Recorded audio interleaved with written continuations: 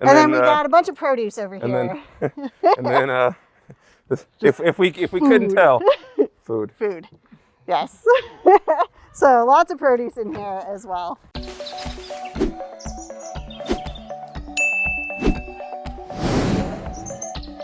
When we last left our Oakland Zoo trip, I risked life and sinuses to feed these beautiful bison, and now we stayed on the California Trail and headed over to the bear exhibit.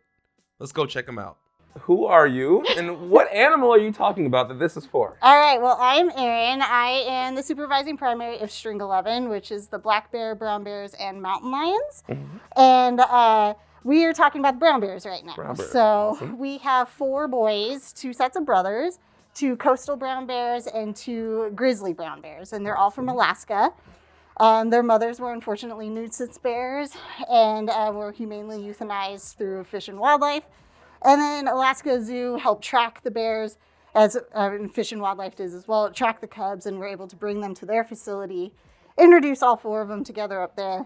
And then they held them at their facility while ours was being built. So can you briefly tell me the difference between coastal brown bears and grizzly bears? Yeah, so coastal brown bears are bigger. They don't have quite as distinctive a hump as the grizzly bears do. But the grizzly bears are a lot smaller. They're actually the smallest subspecies of brown bear in North America, where the coastals are in between a grizzly and a Kodiak. So Kodiaks can be a little bit bigger, but our biggest coastal, he reached 930 pounds this year, right before he went to sleep for the winter. Wow. And he's closer to 800 now, so he drops about 100 pounds. Awesome. So are we going to see the bears today? Yes, we are. So yeah, this is just some of their different enrichment, because bears are very smart. They need lots of stuff to keep them entertained, keep their brain stimulated, help them forage, because they spend a lot of time in the wild foraging. And so we try to simulate that as best we can by mimicking different natural behaviors with them. We call these mini squids. Mini squids? So the bears really like to take these and just kind of toss them around and roll around with them. So this is just fire hose? It's just fire hose. They love fire hose stuff. It's really durable, so it's nice to use for the brown bears because they're very destructive. And they're young. They're all about 5 years old, so they're very destructive, very curious. So fire hose is really great. We get a lot of donations from different firehouses around the bay. And we always send them thank yous and videos and pictures and everything of the bears playing with everything, as well as other animals around the zoo. I also put some synthetic boar urine on here. Boar urine? So I'm just handling boar urine? Yeah, it's synthetic. It's fine. Oh, okay. Sure. And then this is a little feeder that one of our interns made. It's actually puzzle feeder? Yeah, it's a puzzle feeder that the bears have to spin this to line up the holes.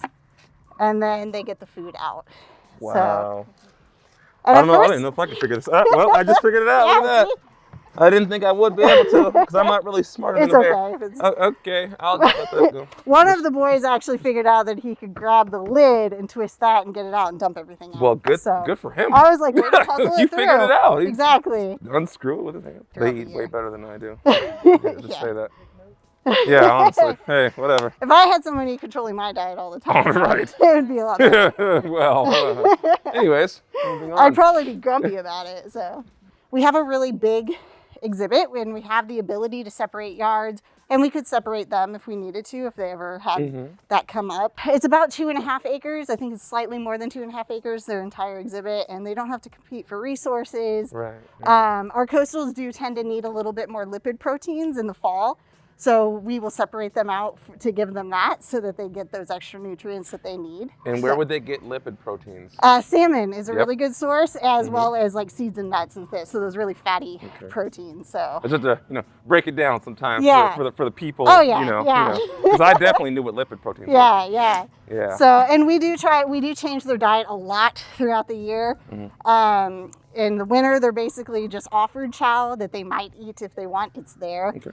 And then in the spring, we start bringing in all the greens and grasses and edible weeds, and then we add in fruit and the proteins and everything, and then it drops back down. But it goes from this really tiny diet in the winter to a massive diet in the summer hyperphagia fall time. So cool. All right. Are they ready? Yeah, I think so. All right. As we're walking, real quick, I wanted to introduce this young lady over here. Oh, what was your name again? I'm sorry. Lisa. Lisa is a float keeper also here in the area. So she's here. I just want to make sure everyone saw that she was here on camera. I know she didn't want to be on camera, but she's there. Point her out. There we go. All right, let's do it. All right, so we're coming in here now, and we're going to the exhibit to drop some of this stuff off. Yeah, so this is the north exhibit. So this is the side that has a lot more viewing windows and whatnot. And we do physical therapy with one of our bears over here as well. So this is the training area right here. Yeah, so he has a chronic knee injury, a right knee injury. And we have a physical therapist that comes and sees him every couple months. And we do exercises with him over here. Well, I love that. And he's doing so much better. Well, that's cool.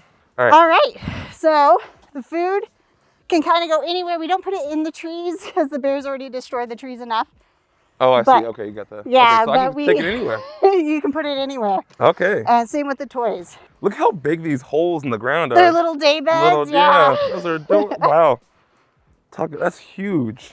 So they got to make room for their bellies. Right. That's so big. Okay, you got to put that wherever you want. Right here. Okay. Look at the color of this pepper, man. Gonna try to shoot it from one of the bear's holes there, day beds. Let's see if I can. I'm aiming for whatever one it lands in. Yeah, I was aiming for that. Perfect. One. Still got it. I still got Perfect. it.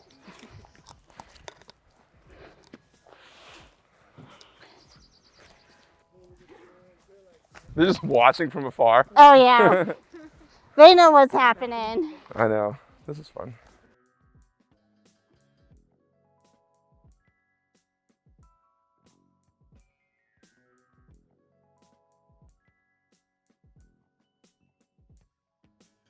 Their nose.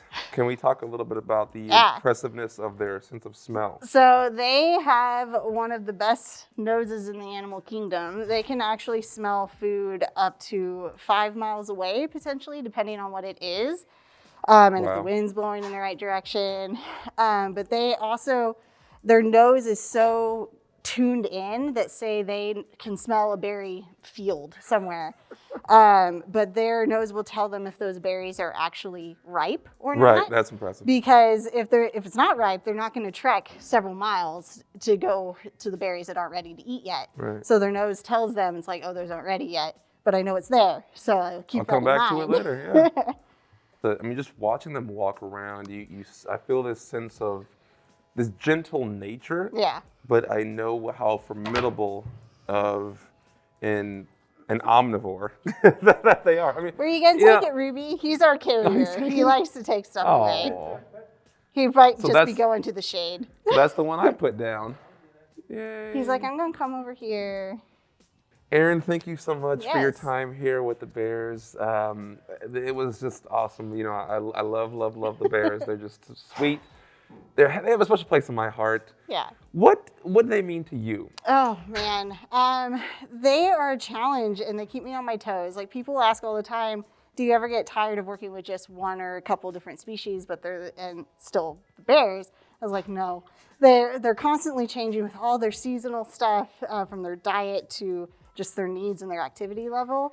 They are really a challenge, and I really enjoy that challenge and learning more and more about them. Awesome. So I think it was, as an intern, I worked with some black bears and they just stuck. Oh, well, that's kind of what they do. They just kind of grow on you. Yes, they do. They're just so sweet. Yep. Well, thank you again so much for your time, and hope to see you again in the future. Yeah, thank you. All right, you guys, that was it for the animal encounter of the day. Let me know down in the comment section what your favorite info or fact about today's animal was. So next time, it's your boy Jungle Jordan. I'm out.